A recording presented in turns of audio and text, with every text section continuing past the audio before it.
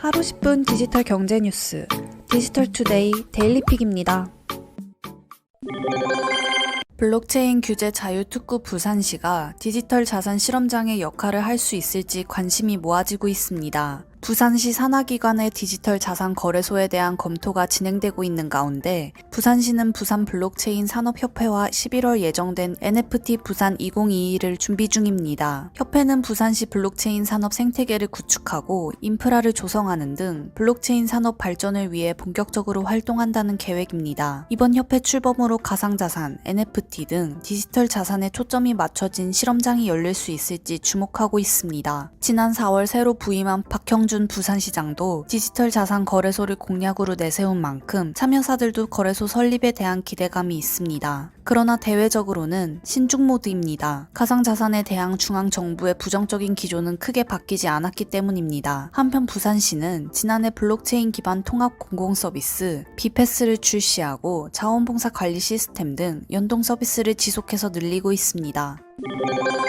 디지털 엔터테인먼트 및 블록체인 개발사 애니모카 브랜드의 자회사인 더 샌드박스가 애니메이션 제작업체 아이코닉스와 제휴를 맺었다고 9일 밝혔습니다. 아이코닉스는 뽀롱뽀롱 뽀로로를 비롯해 꼬마버스 타요, 띠띠뽀 띠띠뽀와 같은 애니메이션을 제작해왔습니다. 이번 협력을 통해 뽀로로 지식재산권을 기반으로 한 대체불가 토큰이 더 샌드박스 플랫폼에서 발행됩니다. 더 샌드박스 사용자들은 뽀로로를 활용한 콘텐츠와 게임을 만들 수 있게 됩니다. 더 샌드박스에 따르면 뽀로로, 크롱, 루피, 패티, 포비, 에디, 로디, 해리, 통통이, 삐삐, 뽀뽀 등의 캐릭터들이 NFT로 출시됩니다. 뽀로로 IP를 활용한 캐릭터 NFT는 더 샌드박스 게임 내 특수 프리미엄 랜드와 함께 오는 23일에 판매될 예정입니다. 마이크로소프트가 한글 안심글꼴 파일을 자사 오피스 프로그램에 탑재합니다. 한국 마이크로소프트는 8일 국제문해의 날을 맞아 문화체육관광부, 한국문화정보원과 함께 국립한글박물관에서 공공 안심글꼴 파일 12종 탑재를 위한 업무 협약을 진행했습니다. 이번 협약으로 안동시, 마포구, 칠곡군, 국립중앙도서관, 완도군 등 5개 기관이 개방한 안심글꼴 파일 12종은 기술 테스트를 거쳐 연내 마이크로소프트 365 오피스 프로그램에 클라우드 글꼴로 적용될 예정입니다. 12종 한글 안심글꼴 탑재 이후 전세계 8,100만 한국어 사용자는 클라우드 기반 마이크로소프트 365를 통해 다양한 한글 글꼴을 편리하게 이용할 수 있게 됩니다. 이들 글꼴은 클라우드에서 호스팅되며 오피스 앱을 여는 사용자나 디바이스와 관계없이 문서나 슬라이드를 동일하게 볼 수 있습니다. 마이크로소프트 사용자라면 별도 설치 없이 이용이 가능합니다. 오는 14일 애플 아이폰 13 시리즈 발표가 예정된 가운데 지난해 아이폰 12와 달리 올해 아이폰 13 교체 수요가 그리 크지 않을 것이라는 예상이 나왔습니다. 온라인 쿠폰 서비스 세이빙스가 미국 내 아이폰 사용자 1,500명을 대상으로 설문조사를 시행한 결과 기존 아이폰에서 새로운 아이폰 13으로 교체할 계획이라고 응답한 비율은 10%에 그쳤습니다. 조사 응답자의 64%가 업그레이드할 계획이 없다고 답했으며 아직 결정하지 않았다는 비율은 26%로 파악됐습니다. 또한 신형 아이폰으로 교체를 희망하는 응답자의 70%가 구매한 지 2년 이하의 비교적 신형 아이폰을 사용하고 있으며 1년 미만이라고 응답한 비율도 33%나 됐습니다. 이는 새로운 아이폰 13에 대한 교체 구매 수요가 그리 크지 않다는 사실을 보여주고 있습니다. 지난해 빅사이클이라는 표현이 등장하는 등 교체 수요가 많았던 아이폰 12와는 큰 대비를 이룹니다. 현재 미국 시장에서만 애플의 아이폰 사용자는 1억 1,600만 명으로 추정됩니다.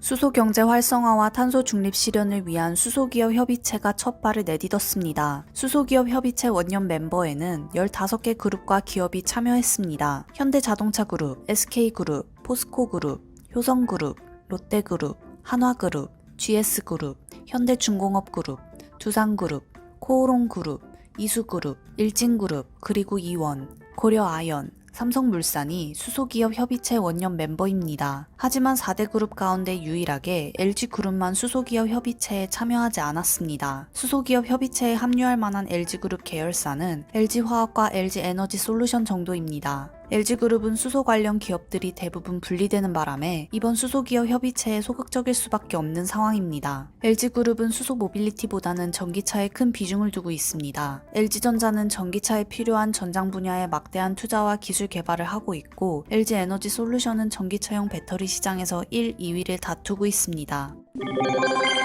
글로벌 공유 숙박 플랫폼 에어비앤비가 국내 시장 공략을 위해 다양한 기업들과 협력을 강화하고 나섰습니다. 에어비앤비는 생활형 숙박시설 위탁 운영사 하우스사랑, 숙박 B2B 플랫폼 온다 등 국내 기업들과 업무 제휴를 맺고 국내 시장 지분 확대에 속도를 내는 모습입니다. 현재 게스트하우스를 운영하려면 농어촌 민박업, 한옥 체험업, 외국인 관광도시 민박업, 숙박업, 호스텔업으로 신고를 해야 합니다. 에어비앤비 숙소 대부분은 외국인 관광도시 민박업으로 신고돼 운영되고 있지만 해당 서비스는 외국인 대상으로만 제공할 수 있습니다. 내국인이 외국인 관광도시 민박업으로 신고된 에어비앤비 숙소를 사용하는 것은 불법입니다. 그러나 불법임에도 불구하고 에어비앤비 사이트 내에서는 내국인이 외국인 관광도시 민박업으로 신고된 숙소를 예약하지 못하도록 막고 있지 않습니다. 게다가 소비자 입장에선 해당 시설이 어떤 업종으로 신고돼 있는지 확인할 수도 없어 법의 경계를 넘는 경우가 종종 벌어지고 있습니다. 이런 가운데 에어비앤비가 국내 기업들과 협력을 확대하면서 법 테두리 밖에서 활용될 가능성에 대한 우려도 커지는 분위기입니다. 에어비앤비 관계자는 제도와 관련해서 합리적이고 지속 가능한 제도가 만들어질 수 있도록 정부와 계속 협의하고 있다고 말했습니다.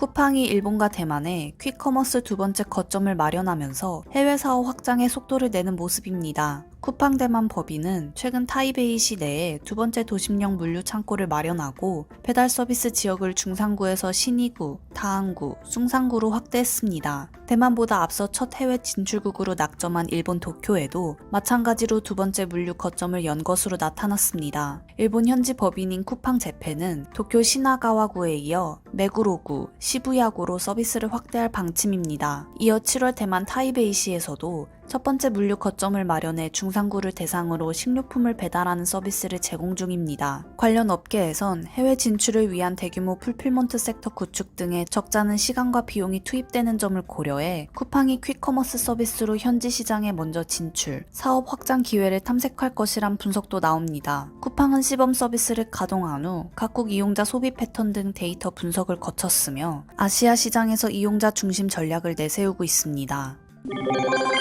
더불어민주당이 카카오 등 국내 대형 온라인 플랫폼 기업에 대한 갑질 규제법 드라이브를 걸고 있습니다. 앞서 글로벌 IT 기업인 구글의 인앱 결제 강제화를 막는 법안 통과를 주도한 데 이어 이번엔 국내 대형 플랫폼의 갑질 관행을 대대적으로 손보겠다는 것입니다. 이러한 배경에는 스타트업이나 벤처기업 등 중소 입점업체에 대한 국내 대형 온라인 플랫폼의 갑질이 임계점에 다다랐다는 판단이 자리 잡고 있습니다. 윤호중 원내대표는 약 20%에 달하는 플랫폼 수수료는 소비자와 입점업체의 큰 부담이라며 플랫폼 사업자와 입점업체 간 기울어진 운동장을 반드시 바로잡겠다고 밝혔습니다. 민주당 송갑석, 이동주 의원은 참여연대 등과 함께 최근 118개 계열사를 거느린 공룡 카카오의 문어발 확장이라는 주제로 토론회를 열기도 했습니다. 민주당이 제정을 추진하는 법안의 명칭은 온라인 플랫폼 공정화법입니다. 카카오나 네이버 등 대형 플랫폼 사업자들의 우월적 지위를 남용한 불공정 행위를 금지하는 내용이 골자입니다. 유사 법안은 21대 국회 들어서만 10여 개 제출된 상태입니다. 당은 이와 더불어 플랫폼 종사자 보호법 제정도 병행 추진할 계획입니다. 업무 특성상 고용과 소득이 불안정하고 기본적인 권익을 보호받지 못하는 상황을 개선하는 내용이 핵심입니다.